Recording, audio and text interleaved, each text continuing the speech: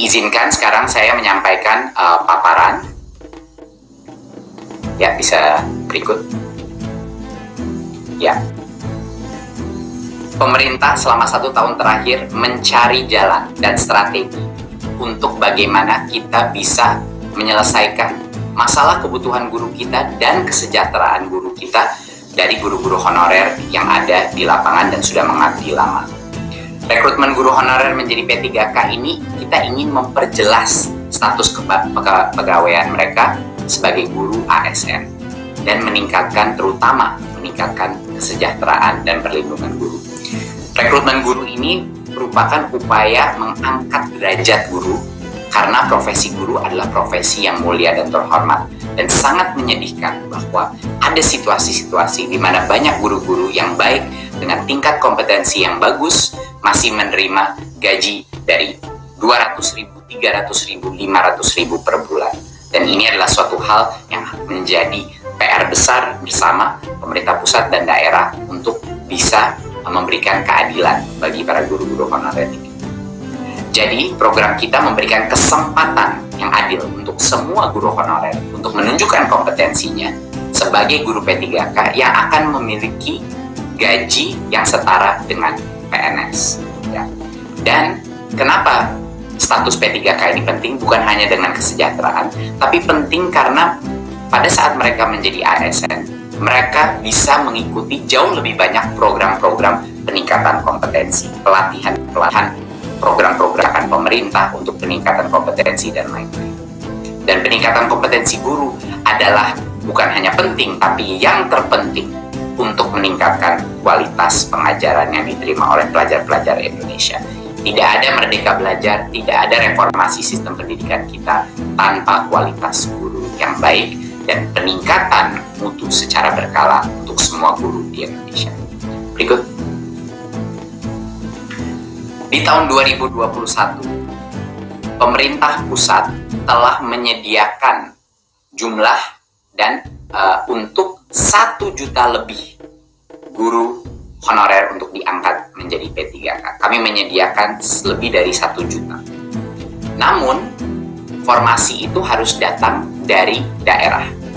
Dan daerah mengajukan formasi hanya 6.252 formasi. Jadi ini untuk memperjelas kepada masyarakat bahwa pemerintah pusat sebenarnya sudah menyediakan formasi di atas 1 juta, tetapi pada saat ini formasi yang diajukan oleh pemerintah daerah hanya 506.252.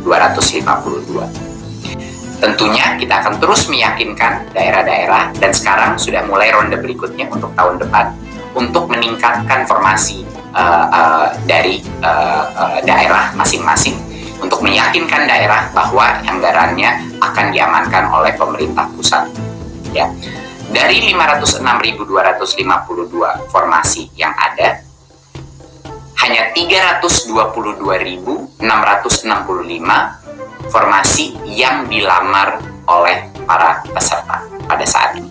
Jadi masih ada sekitar 183.587 formasi yang belum terpenuhi. Yang belum terpenuhi ini kebanyakan di daerah-daerah terpencil di mana masih belum cukup gurunya yang menjadi pelamar untuk bisa mengisi posisi-posisi tersebut. Ya, dan tentunya ini akan terus kita optimalkan di ronde kedua dan ronde ketiga. Karena ronde pertama adalah fokusnya kepada guru-guru negeri di dalam daerahnya sendiri dan juga di dalam sekolahnya sendiri.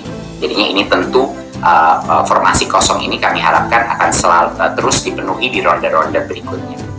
Jadi pada saat ini dari 1 juta guru kapasitas yang sudah diberikan pemerintah pusat, sekitar 500.000 itu diajukan oleh daerah, dan dari 500.000 itu 322.000 yang akhirnya dilamar oleh guru-guru ya honorer yang mengikuti tes seleksi. Berikut.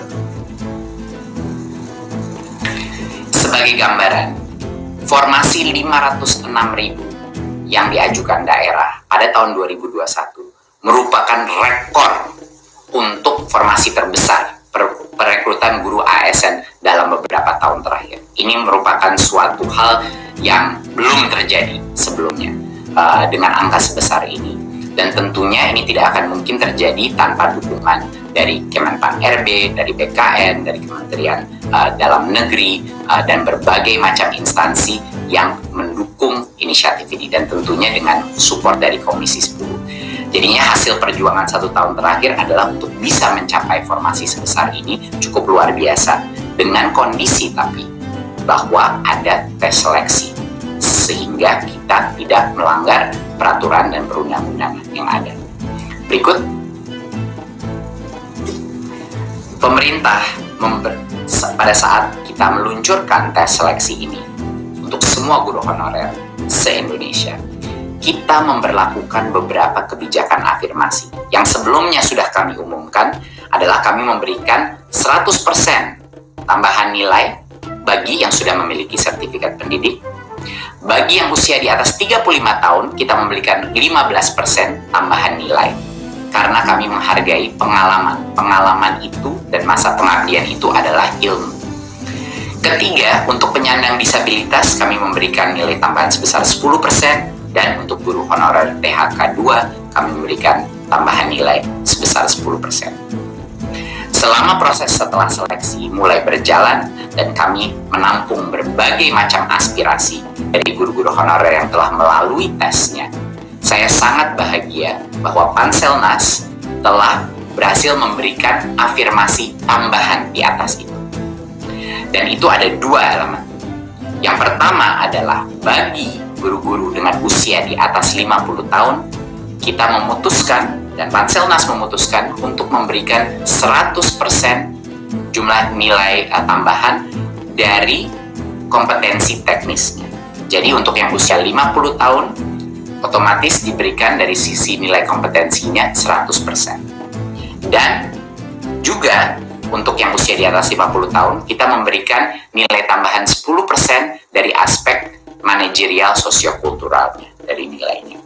Jadi ini adalah merupakan suatu kabar gembira bagi yang usia di atas 50 tahun. Kita ingin sekali mengapresiasi pengabdian para guru-guru honorer yang sudah berpuluh-puluh tahun mengabdi, dan pengalaman mereka patut dinilai. Dan satunya lagi, untuk semua peserta seleksi, kami dan Panselnas telah memutuskan untuk memberikan tambahan nilai 10% lagi dari nilai maksimal kompetensi teknis. Jadi banyak sekali guru-guru honorer menilai dan menyuarakan aspirasinya ke saya setelah saya datangin di berbagai macam daerah bahwa nilai kompetensi teknisnya ini cukup sulit tesnya. Jadi kami dan Panselnas telah memutuskan untuk memberikan tambahan afirmasi bonus poin 10% untuk bagian kompetensi dari tesnya. Berikut. Jadi dengan sangat bahagia saya mengumumkan pada ronde pertama ini, dan jangan lupa masih ada ronde kedua dan ketiga di tahun 2021, dan tahun depan pun akan ada ronde-ronde lagi. Tapi di ronde pertama saja, dari 322.665 formasi yang dilamar oleh guru, 173.329 formasi tersebut telah terpenuhi. Jadinya dengan ronde pertama, baru saja ronde pertama dari ini, 173.329 guru honorer akan diangkat menjadi P3K. Ini artinya dari formasi yang dilamar, 53,7% dari formasi tersebut dipenuhi. Ya, saya ingin mengucapkan selamat yang sebesar-besarnya kepada yang 173.329 guru-guru honorer yang sekarang sudah mendapatkan formasi dan akan diangkat menjadi P3K. Ya, ini merupakan angka yang salah satu angka terbesar. Jadi ini ini adalah hari historis untuk kita semua, dan ini baru ronde pertama. Ronde kedua akan dilaksanakan di tahun ini, dan ada ronde ketiga lagi di tahun ini. Jadinya ini baru awal saja daripada proses pengangkatan P3K ini. Berikut. Dan bagi yang tidak lolos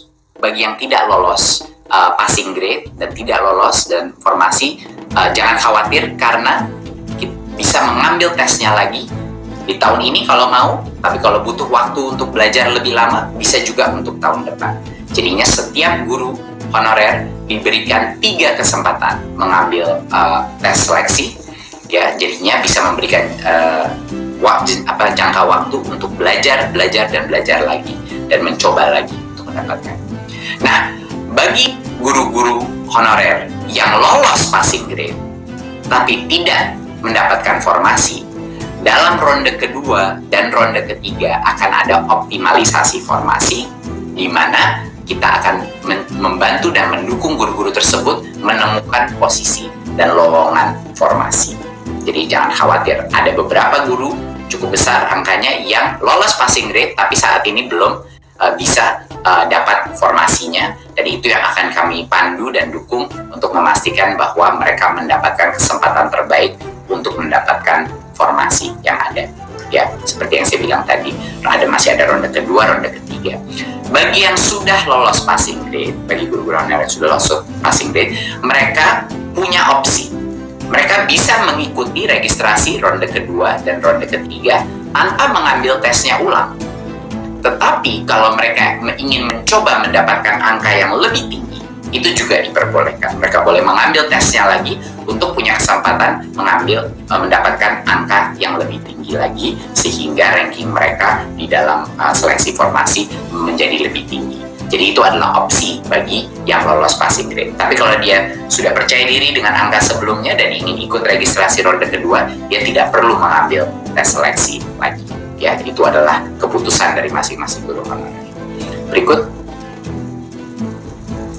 sekali lagi saya ingin ucapkan selamat yang sebesar-besarnya kepada para guru honorer yang lolos ujian seleksi pertama. Ini adalah hari yang historis, 173.000 akan diangkat menjadi P3K, dan ini baru ronde pertama. Masih ada 2 ronde lagi di tahun ini, dan tahun depan akan dilanjutkan lagi. Dan kepada yang belum lolos ujian seleksi pertama dan mendapatkan formasi, tolong jangan putus asa dan terus fokus untuk belajar lagi untuk mengikuti ujian seleksi kedua dan ketiga. Ini akan menjadi proses yang berkesinambungan, akan selalu ada kesempatan.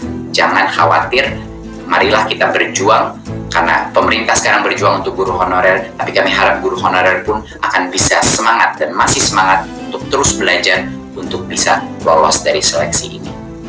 Sebagai kata penutup, saya ingin bercerita sedikit. Baru kemarin malam saya di Lombok Tengah dan menginap di salah satu rumah guru honorer, namanya Pak Sukardi. Pak Sukardi ini sudah 25 tahun mengabdi menjadi guru honorer. Beliau dapat kesempatan untuk bekerja dengan gaji yang 4 atau 5 kali lebih besar dari guru honorer, tapi beliau tidak menginginkan itu. Beliau mencoba dan balik lagi kepada menjadi guru. Waktu saya tanya kenapa, padahal itu bisa membantu keluarga, beliau bilang, hati saya hanya untuk murid. Beliau menjadi guru hanya dengan satu alasan, bukan untuk mencari uang, bukan untuk stabilitas kerja, tapi karena beliau mendapat kepuasan yang luar biasa untuk melihat murid-muridnya sukses.